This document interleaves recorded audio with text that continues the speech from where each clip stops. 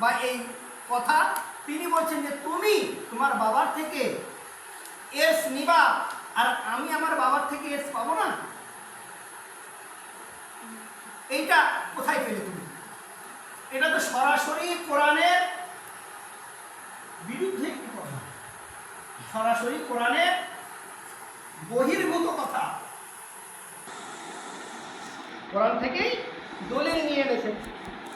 তো কি এমন ব্যক্তি তাদের থেকে যারা রাসূল পাক সাল্লাল্লাহু আলাইহি ওয়াসাল্লামের উপরে মিথ্যা অপবাদ দেয়, তাদের থেকে আমরা রাসূল পাক সাল্লাল্লাহু আলাইহি ওয়াসাল্লামকে জানবো কখনো? কারণটা কি? কারণটা হলো এই যে মা ফাতেমা তার কন্যা তার বাবাকে দেখেছেন ছোট থেকে দেখেননি? বাবা কখন উঠে ইবাদত করছেন, কিভাবে ওযু করছেন, কিভাবে নামাজে দাঁড়াচ্ছেন, কিভাবে তাবলীগ করছেন, তাবলীগের পর এসে বাবার কি অবস্থা হচ্ছে, বাবা কি খাওয়া দাওয়া করছেন, বাবা কতটুকু খাওয়া দাওয়া করছেন, বাবা তাদের সাথে কি ব্যবহার করছেন, ছোট ছোট বাচ্চাদের সাথে কি ব্যবহার করছেন, বাবা ইসলাম প্রচারের ক্ষেত্রে কি কি কষ্ট করেছেন, এগুলো কে ভালো বলতে পারবে?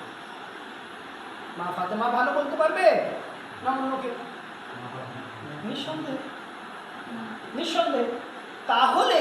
তাহলে এইভাবে বলি যে একমাত্র রাসূল পাক সাল্লাল্লাহু আলাইহি ওয়াসাল্লামকে চিনতে হলে আমাদেরকে যাদের থেকে রিওয়ায়াত নিতে হবে অথবা যাদের কাছ থেকে জিজ্ঞাসা করতে হবে তারা হলেন আহলে বাইত।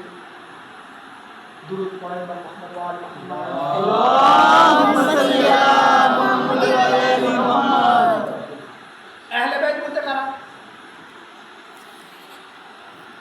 আহলে বাইত যেহেতু আরবি শব্দ সেই কারণে এটাকে ভাঙানো অত্যন্ত জরুরি, তাই না? হ্যাঁ, আহলে বাইত মানে কি? আহলে বাইত বলতে রাসূল পাক সাল্লাল্লাহু আলাইহি ওয়াসাল্লামের পরিবার, তার পরিবার মা ফাতেমা থেকে, ইমাম হাসান হুসাইন থেকে, তার পরিবার আলী ইবনে আবি তালেব, তাই না? হ্যাঁ, এইখানে একটা কথা আছে যে আহলে বাইত বলতে স্ত্রীগণ, আহলে বাইত বলতে স্ত্রীগণ।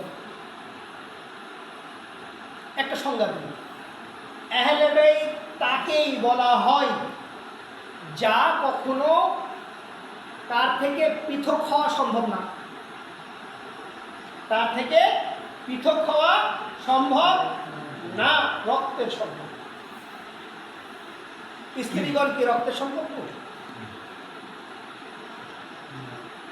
স্ত্রীগণ রক্তের সম্পর্ক? আজকে যদি তালাক দিয়ে দিলাম,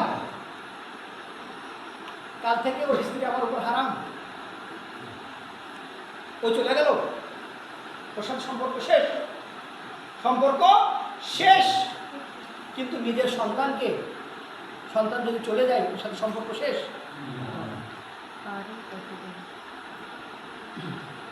সম্পর্ক শেষ না। তো সেই কারণে স্ত্রীগণ আহলে বাইতের মধ্যে অন্তর্ভুক্ত না, আহলে বাইতের মধ্যে অন্তর্ভুক্ত না। তাহলে আহলে বাইতের মধ্যে যারা অন্তর্ভুক্ত তারা হলেন কারা?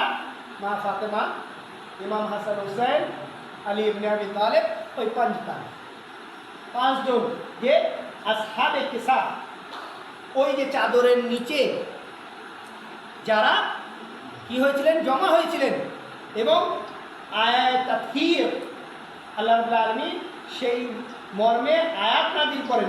কি আয়াত ছিল? বিসমিল্লাহির রহমানির রহিম, ইন্নামা ইউরিদুল্লাহু লিইযহিবা আনকুমুর রিজসা ওয়া আহলাল বাইত ওয়া ইউতাহহিরাকুম তাতহীরা। সাল্লাল্লাহু আলাইহি ওয়া সাল্লাম। আল্লাহুম্মা সাল্লি আলা মুহাম্মাদ ওয়া আলা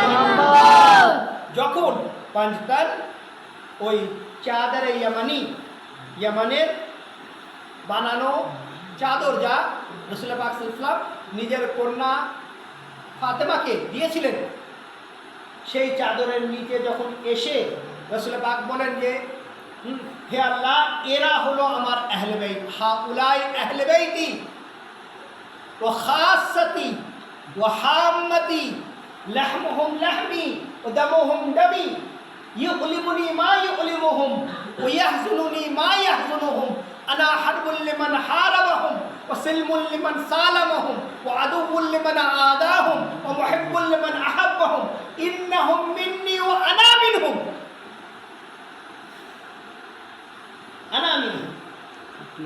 রাসূল পাক সাল্লাল্লাহু আলাইহি ওয়াসাল্লাম হাত উঁচু করে বলছেন যে হে আল্লাহ, এরা হলো আমার আহলে বাইত, ইন্নাহুম মিন্নি ওয়া আনা মিনহুম, এরা আমার হতে এবং আমি এদের হতে। লাহমুহুম লাহমি, তাদের মাংস, তাদের শরীর, তাদের অংশ হলো আমার অংশ। দামুহুম দামি, তাদের রক্ত হলো আমার রক্ত। যে তাদেরকে কষ্ট দিবে সে আমাকে কষ্ট দিবে, যে তাদের সাথে বন্ধুত্ব রাখবে সে আমার সাথে বন্ধুত্ব রাখছে। হে আল্লাহ, এরাই হলো আমার বিশেষ লোক, বিশেষ জন, এদের সাথে কখনো শত্রুতা করা যাবে না, এদের শত্রুই হলো আমার শত্রু। এখন কেউ যদি ইমাম হোসেনের শত্রু হয়, আমাদের বন্ধু হতে পারবে? কেউ যদি মা ফাতেমার শত্রু হয়, তাহলে আমাদের শত্রু হতে পারবে? হ্যাঁ, অবশ্যই শত্রু হতে পারবে। মা ফাতেমার যদি শত্রু হয়, আমাদের সাথেও শত্রুতা, তাই না? হ্যাঁ, আমি একটু উল্টিয়ে বললাম যে দেখি কার কার মনোযোগ আছে। যে মা ফাতেমার শত্রু মানে আমাদের শত্রু। এখন কেউ যদি মা ফাতেমার হককে ছিনিয়ে নেয়, কেউ যদি মা ফাতেমার হককে ছিনিয়ে নেয়, তাহলে তাকে কি বলবো? যে মা ফাতেমার শত্রু, এবং এমন অবস্থা যে মা ফাতেমা মৃত্যু শয্যায় পর্যন্ত, অর্থাৎ তিনি শহীদ হয়ে যান, কিন্তু তাদের সাথে কথা বলেন না, তাদের থেকে মুখ ফিরিয়ে নেন, তাদের থেকে মুখ ফিরিয়ে নেন। যে ফাতেমাতুজ জাহরা সম্পর্কে রাসূলুল্লাহ পাক সাল্লাল্লাহু আলাইহি ওয়াসাল্লাম কি বলেন? ফাতেমা বাদআতুম মিন্নি, ফাতেমা আমার পরিবার টুকরা। ফামান আযাহা ফাকাদ আযানি, যে তাকে কষ্ট দিয়েছে সে আমাকে কষ্ট দিয়েছে, আর যে আমাকে কষ্ট দিয়েছে সে আল্লাহর উপর রাজি। তাদের সম্পর্কে এমন। তো আমাদেরকে যদি চিনতে হয় রাসূল পাক সাল্লাল্লাহু আলাইহি ওয়াসাল্লামকে, তাহলে অবশ্যই কি করতে হবে? আহলে বাইত থেকে শুনতে হবে, আহলে বাইত থেকে রিওয়ায়াত নিতে হবে, আহলে বাইত থেকে জিজ্ঞাসা করতে হবে, তাই না? কেননা আহলে বাইত তাকে দেখেছে, মুহূর্ত দেখেছে। আবি তালেব তাকে বড় করেছেন,